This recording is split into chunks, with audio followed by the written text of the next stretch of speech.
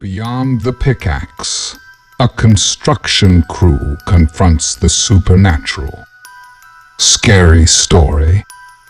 I am originally from Belize, Helena to be exact. I work in construction. In this type of work has given me certain types of experiences of a paranormal nature, from apparitions of simple ghosts to strange visions. However, none of these stories compares to the one I will tell you below.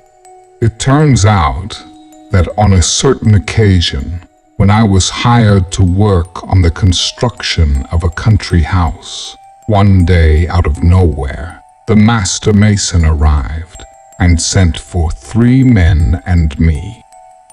He took us to the part of the farm where we kept the material. When we arrived, I felt nervous because I saw that the owner of the farm was there. Fortunately, or unfortunately, he was calling us for another matter not related to the construction of the farm. The master said to the owner, "These are trustworthy men. You can talk to them," he told him. The owner indicated us to approach, then asked us how much we earned. We answered with a sum a little higher than what we actually earned. He stared at us and then asked us, "If I paid you triple for one night, would you accept?" he said to us. The 4 of us turned to look at each other in surprise. As soon as the owner noticed this gesture, he told us not to think badly, that it would just be a matter of digging. We all agreed. The man smiled and patted each of us on the shoulder. We went back to work. The master told us that in the evening, the owner of the house would pick us up at the site. He explained some things to us. It turns out that the owner of the farm, by indications of a woman who claimed to be a clairvoyant, told him that a spirit appeared to him in a dream, telling him to dig in a specific area, because under the ground they would find a treasure. They came for us. At exactly 10 o'clock at night, we were picked up by a pickup truck, where the owner of the house, a man with a mustache and a woman in her 30s, came. The man with the mustache was an expert treasure hunter, one of those people who claim to find things with a stick, and the woman who was traveling with them was a clairvoyant. Looking at her, I realized that I had seen her on television once, in one of those programs where they go to do cleanings in haunted places. We traveled for a long time on the road until we reached a hill. The truth is, I don't remember the location very well, because I am terrible at remembering the places I pass by at night, much less if I travel on the road. I remember that at about an hour into the road, we suddenly turned into a gap, and from there, it would take about 25 minutes more to get there. After unloading the stuff, the man with the mustache pulled out a strange-shaped stick and made us walk for another while until we arrived near a small house in ruins. It had no doors or windows. There was no indication to stop there. I will keep the name of the seer in anonymity because the truth is that her behavior during that occasion left much to be desired, and for me sincerely doubted that she really had the power of clairvoyance. Everything began normally. They indicated us where to dig, which was exactly between the house and a very leafy tree. We began the work immediately. We began to loosen the earth with the picks, to later begin to extract the earth with the shovels. Everything felt normal, until from nowhere, the temperature plummeted, so we began to feel very cold, even though we were sweating with the effort of digging. I don't know If you have ever had that feeling that something is going to happen, it's like a strange cold. I wouldn't know how to explain it. It's like a predisposition for something strange to happen to you. That's how I started to feel after a while in that place. I also noticed the seer, who didn't separate from us. After digging a couple of meters, we found some cloths, which when we shook them, we discovered that they were children's clothes. We quickly showed them to the others, and the chief told us to continue digging. We were just about to continue shoveling when we heard some noises coming from the ruined house. Everyone looked in that direction. The 4 men who were digging, we headed that way with lamps and picks in hand.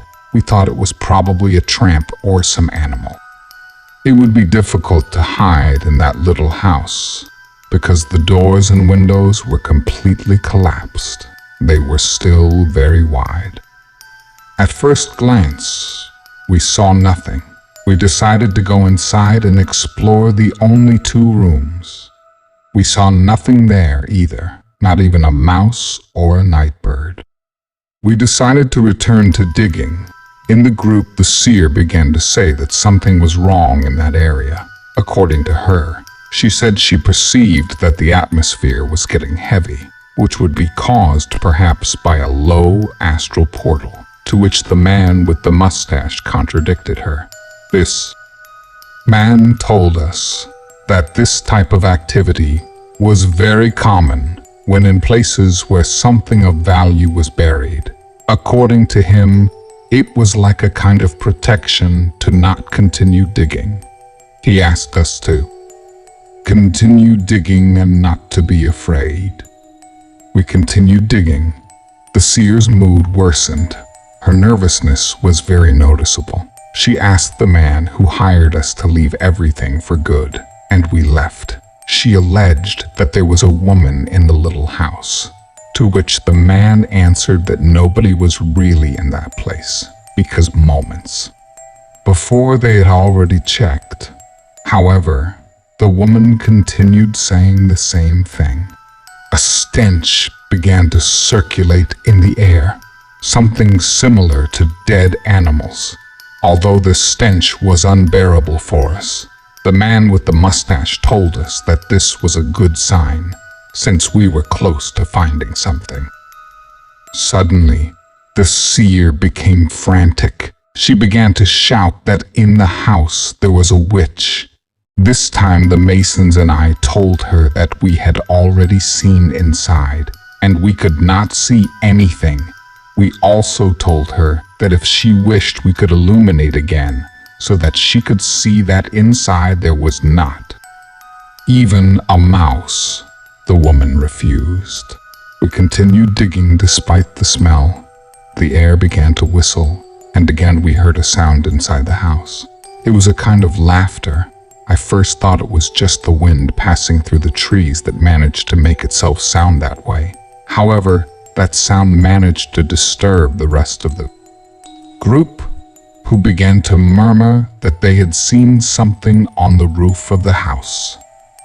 We did not stop digging until we ran into something hard that did not allow us to continue digging. We illuminated that which prevented us from continuing. I jumped into the well myself. I started to shake. I found a trunk. The man with the mustache and the guy who hired us got excited, saying things like, "I told you so," while the psychic warned us not to open it. We took the trunk out of the well and proceeded to open it. For this we noticed that the trunk was locked with a rusty padlock, which was not difficult to burst with a blow with the pickaxe. Then we opened the lid. To everyone's disappointment, we only found some well-sealed jars, which when we saw them, we noticed that they were filled with a strange liquid, with a doll made of straw inside. We also found photographs and papers with written prayers. They seemed to be curses because they constantly mentioned the devil's man and Almost all the sheets were plagued with strange symbols, like inverted pentagrams.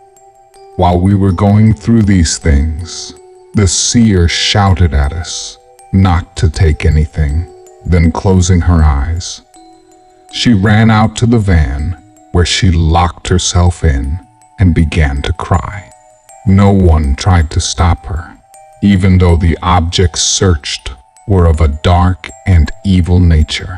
She kept everyone interested in it. Suddenly someone shouted, "There's someone upstairs in the house." We all turned in that direction. Sure enough, there was someone up there. You couldn't make it out from that direction, but before my eyes, her silhouette was that of a hunchbacked old woman. We all panicked, including the treasure hunter. We all ran to the truck. We even left the tool, the excavation. The excavation horror story. The truck moved fast. No one looked back. The days passed. Talking with the other workers who were there that night, we all agreed on what we saw. That silhouette above the house, what we found buried. It was obvious that it was a witch, but not the kind you usually find in the markets. Not like those women who make moorings or evil eye. It was rather the kind of witch my mother told me about, that they were non-human beings, possibly demons that took over the body of vulnerable people, almost always people who practiced the dark arts. I could almost assure you that that entity over the little house was such a witch. However, if you listen to the story from the voice of my classmates, you might get an exaggerated story, but this is the truth of the facts that night. Sometimes I feel afraid at night, especially because several people have told me that I should not have touched those objects with my own hands.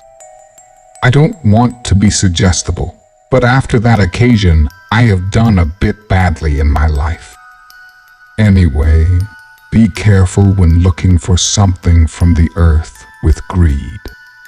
Thank you for joining us for this spine-tingling story. We hope you found it both thrilling and thought-provoking. If you enjoyed this video, please consider participating in our channel by subscribing, liking, and sharing it with your friends. Your support goes a long way in helping us create more engaging content for you. Goodbye, and may you always tread carefully in the world of the unknown.